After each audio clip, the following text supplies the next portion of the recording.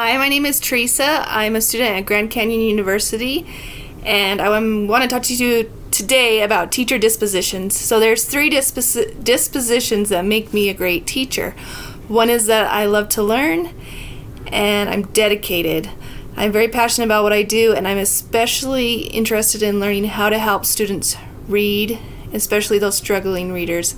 And so I'm continually trying to read and learn as much as I can about best practices and how I can help those students in different strategies. And so that's something that makes me a great teacher, is that I'm willing to learn and to change things up. Another thing that makes me a great teacher is that I'm reflective. I often teach lessons and I do activities, and then after I reflect and think, okay, how could I do that better? Why did the kids not get that? How can I help them understand? So that's something that's great to do as a professional educator. Another thing that makes me a great teacher is that I'm honest, and in particularly with parents. I've never been one to complain about parents because I feel like they're such an important part of our team, and that if I am supportive of the parents, that they're going to be supportive of me, and we're both going to be what's best for their children. Some ways that I support the parents is by being honest with them and not sugarcoating things. I try to keep open communication. If they email me or text me, then I'm quick to get back to them. And I try to give them as much information as clearly and concisely as I can, so that they're not wondering what's happening or what their child's doing at school or what they're supposed to be doing at home.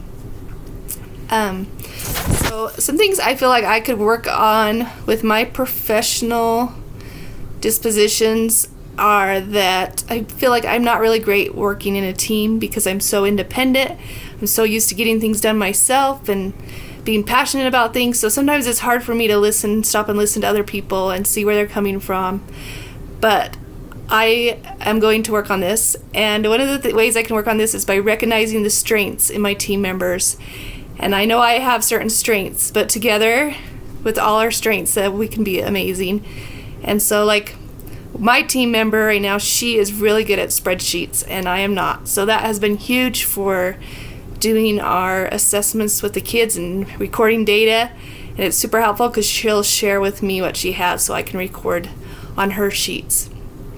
Another way I feel like I could improve is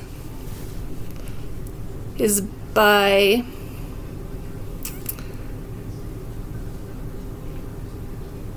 making the most of the assessments that I use. So sometimes it's a little disorganized, or I'm not giving them, often enough, or the data's being recorded, but I'm not utilizing it to the best of my ability. So I want to get better at using my data and having the right assessments that are assessing the right areas so that I can change up my teaching and so I can help those students progress better.